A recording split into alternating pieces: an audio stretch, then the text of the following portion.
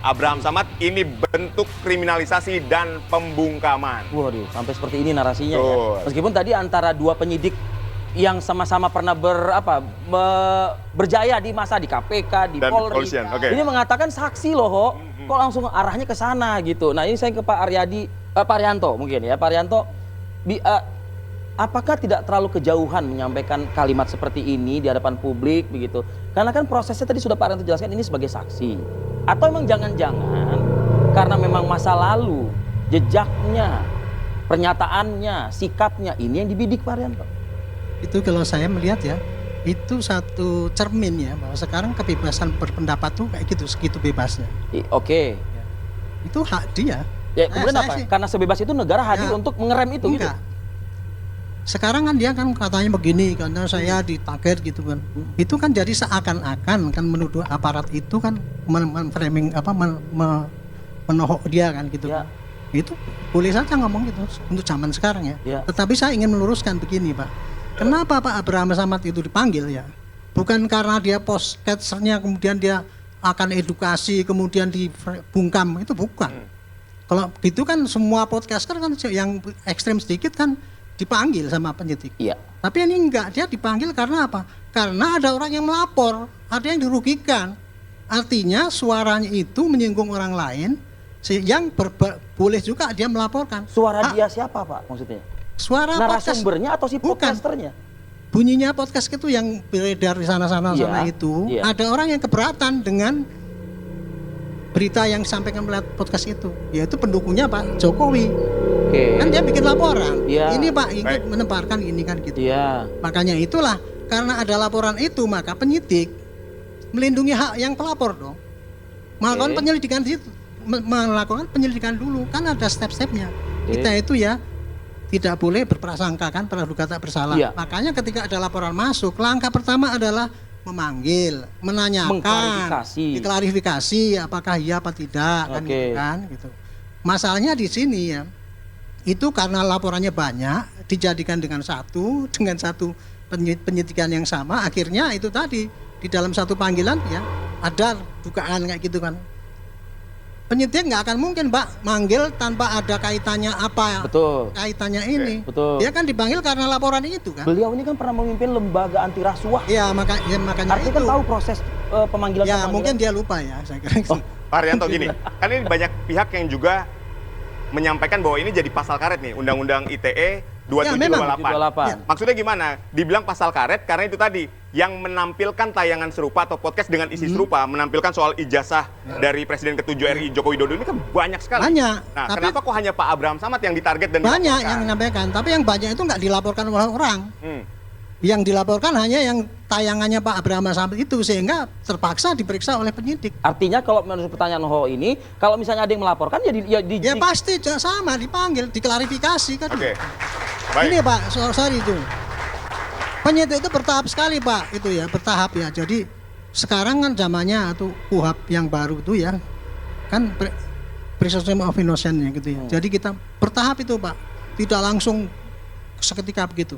Makanya dipanggil dulu klarifikasi. Pada saat klarifikasi itulah sebetulnya kesempatan daripada yang dipanggil itu untuk membela diri. Seperti Pak Abraham Samad tadi yang enggak, saya edukasi gini-gini. Silahkan omongkan di penyidik nanti. Tetapi kalau dia ngomong-ngomong di luar nanti, itu nanti ada yang lapor lagi. Itu Pak sama itu.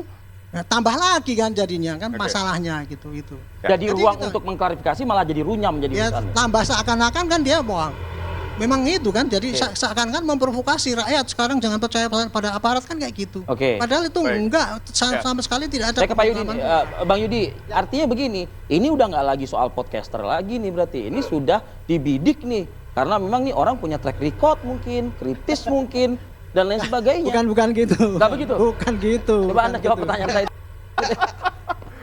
Ya tentu kan semua bisa berpendapat ya, termasuk kita dari koalisi masyarakat sipil ya. Jadi mengapa kami waktu itu kan kita tidak terlalu terlibat dalam masalah ijazah Pak. palsu dan sebagainya ya. Itu kan biarkanlah mereka. Tapi kemudian kenapa kita membentuk tim advokasi untuk demokrasi misalnya teman-teman ya, itu kan berbagai macam lintas ya, lembaga HAM dan juga demokrasi.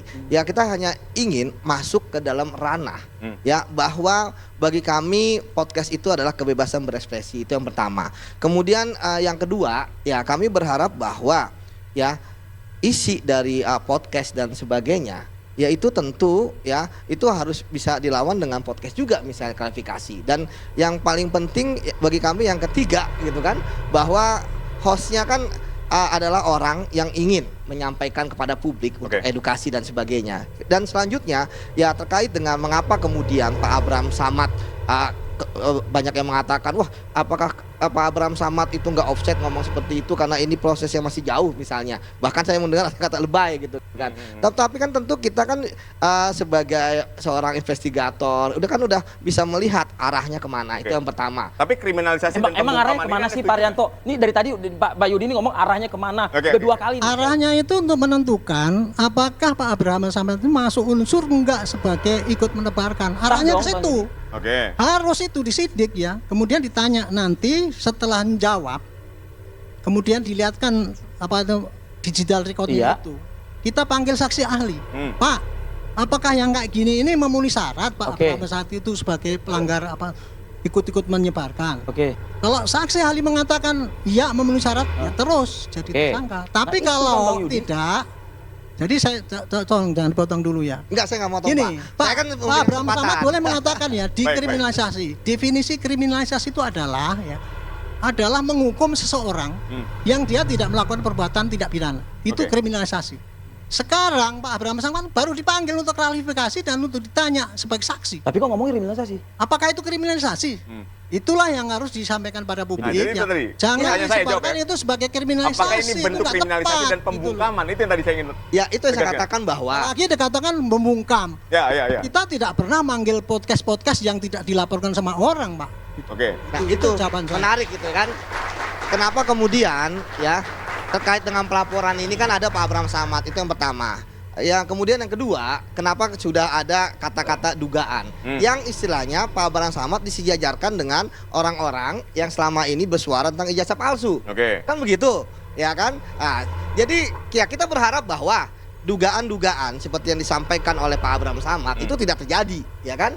Ya, kalaupun misalnya itu terjadi, ya tentu ya kita sebagai orang yang paham hukum akan bermain di ranah hukum. Tetapi bagi kami ya ketika menjadi host ya dalam suatu podcast ya. Ini dengar kok ketika menjadi host kok. Ya, host dari seorang podcast.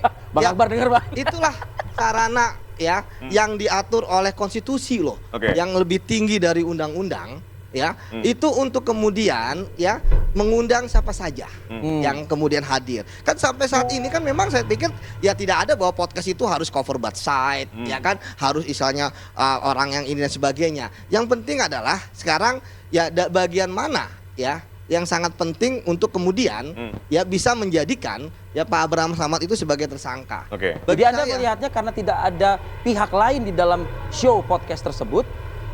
Ya, ini ya bagi saya kan ketika Pak Abraham Samad dipanggil, ya itu kan sebenarnya nggak jadi masalah saksi. Tetapi yang jadi masalah bahwa dia udah dikata-kata di bawah udah jadi terduga. Ya ini yang menarik. Ya kenapa harus ada kata di terduga? Surat pemeriksaan itu ya? Iya, di surat pemeriksaan kenapa harus kata terduga? Ya kalau yang lain misalnya 12 orang yang lain dilaporkan mungkin nggak jadi masalah. Tapi ketika ada Pak Abraham Samad, seharusnya menurut Anda apa? Ya seharusnya Pak Abraham Samad juga jadi terduga. Apa? Gitu kan? Hanya jadi saksi. Orang yang melihat, mendengar, mengalami, gitu kan, terkait dengan laporan. Tapi Anda memiliki bukti bahwa ada kata terduga di situ? Ada. Ya kan di surat panggilannya Pak Abraham itu ada terduga gitu. Terduga dengan 13 yang lain. Bunyinya bukan begitu. Bunyinya itu kalau dipanggil sebagai tersangka, nah itu boleh lah dia komplain.